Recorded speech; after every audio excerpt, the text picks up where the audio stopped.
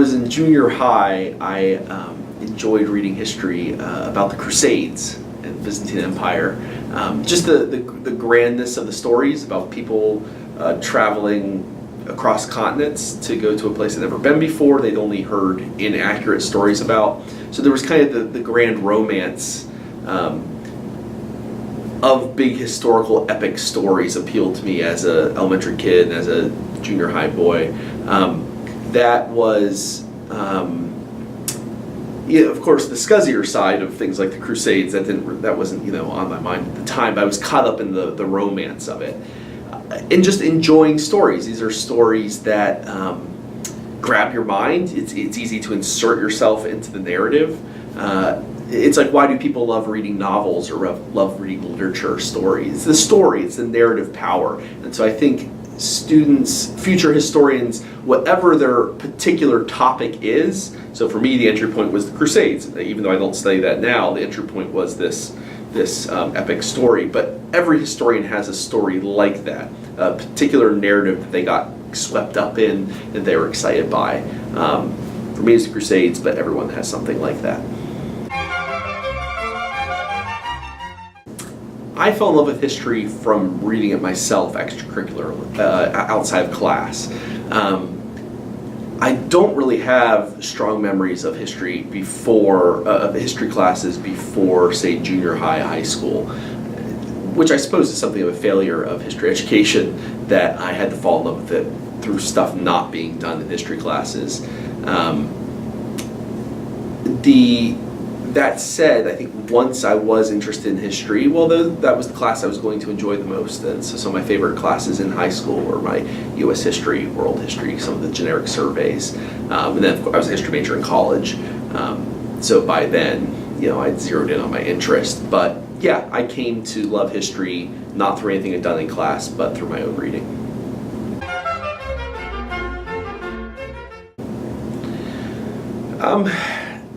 There are a few answers, potential answers I can think of. First, it's important to study history because it teaches us some of the important virtues of being a good citizen, being a good human being, one of which is humility. By studying history, it encourages us to try to get inside the minds of people who are like us in some respects, but are also alien to our own experiences. That encourages a fundamental kind of empathy. We have to exercise historical empathy that even people we don't like or don't agree with, we're trying to understand, trying to kind of inhabit their point of view. And I think that makes us better, well-rounded, more empathetic people in life in general if we learn to exercise historical empathy and the kind of hermeneutical humility that we can't know everything in this world, that only some things are fully knowable, actually very narrow things. And as you study history, you learn the limits of human knowledge. And I think that encourages you not to be too grandiose in your claims, too certain, too black and white in your assumptions. It encourages a kind of openness to new ideas. Another reason would be the value of history for informing what we do or think or believe, how we act today. Not all historians agree with me on this, probably because I do 20th century American political history, so it's a lot easier to see the connections between the present and the past. I have a colleague who lives and breathes the 1850s and 60s, big Civil Warrior, could name every single person in all of the Congresses from like that 30-year span by name, can give you a bio on them, like they just absorb that information. A great historian, but has zero interest in how what that history was affects the present. So this, I'm going a little farther afield. Not all historians agree with me on this, but to me it matters that we have these constant policy debates, these constant conversations, cultural, political, social conversations, and it's not the first time we've had them as a communities, as a nation, as a global community. They're all echoes, they're all returns to previous conversations. It'd be really silly to reinvent the wheel. It's a chance to learn from, and it's never exactly the same. They're echoes, they're ripples, they're not, reduxes, they're not a complete repeat. So you can overinterpret what happened in the past into the present. But within those constraints, yeah, we can learn from the past. We can, avoid some of the same mistakes. We can forge new paths because of our historical knowledge. So that's one of the other values I find in history. That's a good question, because I think it's easy for students, especially at a young age, and easy for their teachers to slip into a mode of learning history as just a series of one damn thing after another. It's just, okay, this person was born here, did this then, died then. It's a series of facts. It's more like a medieval chronicling the institutional history of a monastery of this monk died, this monk lived, this monk wrote this, this plague hit, this place burnt down, rather than historical narrative. I think it's important, if you want to turn people into not even just professional historians, because I think everyone is a historian. Every person has some personal and communal history. The question is whether or not we're going to be good historians or not, well-rounded, open-minded historians. It's important to capture their imagination with the historical narratives that they encounter, to see them, to be able to insert themselves into those stories, like you would when you go to a movie. You go watch a blockbuster, you watch The Avengers. Why is it fun? Because you're like, ooh, how cool would it be if I was an Avenger, if I could Hulk smash, or right? Like, you're able to insert yourself in the drama. If we do that for students, then they'll see the value in history. If we don't, if it's just a list of random, relatively disconnected facts, then they're not going to capture why this matters. That's a great question. It's very much of the moment. President Obama spent a lot of time calling for bolstering STEM education, and then I'm at a research university where that is the 600-pound gorilla are the sciences. The humanities are something of an afterthought. I think the case needs to be made that so much of science education, of the engineering, science, biology, medical professions, are all about learning what we can do, what we're capable of doing, and expanding human capacity to heal people, to build things, to fix problems, right?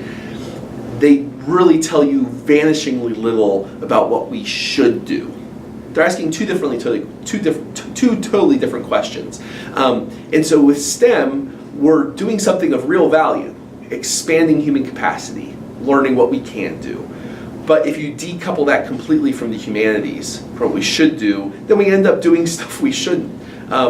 This is a big deal for medical ethics, right? There's doctors who are capable of doing all kinds of new, innovative treatments, and yet whether or not those things are appropriate is a question beyond a lot of medical training. Same thing in other scientific fields. So I think it's important not to decouple the two. And right now we have a conversation where we value STEM because there's careers in it, but we don't think of STEM people as engaging in the kind of questions they should be engaged in. I think we want well-rounded engineers. We want doctors who think about ethics. We want scientists who consider not just the capacity of human ability, but the limitations of where we should take that. We want well-rounded individuals, so you really need the two to go hand in hand. Unfortunately, we've ended up in a situation where we've kind of balkanized, we've kind of separated off humanities from STEM, and we don't encourage the kind of interdisciplinary education that has real value. We should want, as historians, we should want STEM students, people with STEM majors, to take our classes, to be dual majors, something that doesn't happen often enough. Someone who has a dual degree in biology and history, in engineering and philosophy, and religious studies, and pre-med. There's not enough of that, and I think it's partly the problem of this fixation on what pays on careers that have tangible value, direct, immediate career-based value. It's partly as a result of that conversation, but also partly we are to blame as well as humanities for not doing what we can to bridge that divide.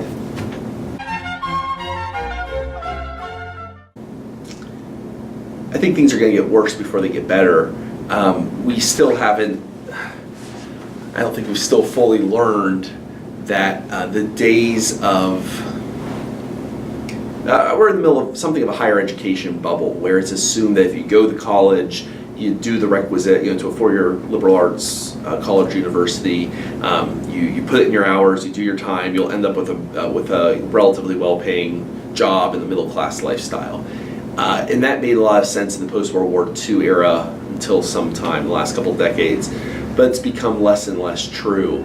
And I think we haven't caught up with that realization in humanities. And so as a history, as a discipline, we're overproducing PhDs. There's too many people like me. And I think demand has sagged. There are fewer history majors than ever before because we've done a poor job of showing them why history is relevant, not just the people planning on being professional historians. So we're doing a bad job of selling our discipline, selling its value. There are exceptions to this rule. There are schools that do a much better job of saying, hey, look, this is why anybody, not just people planning on being professional historians or people going into a narrow set of fields that are kind of history adjacent, like law. Here's why you need history, why this will make you a better rounded, more compelling business person or scientist for the rest of your career.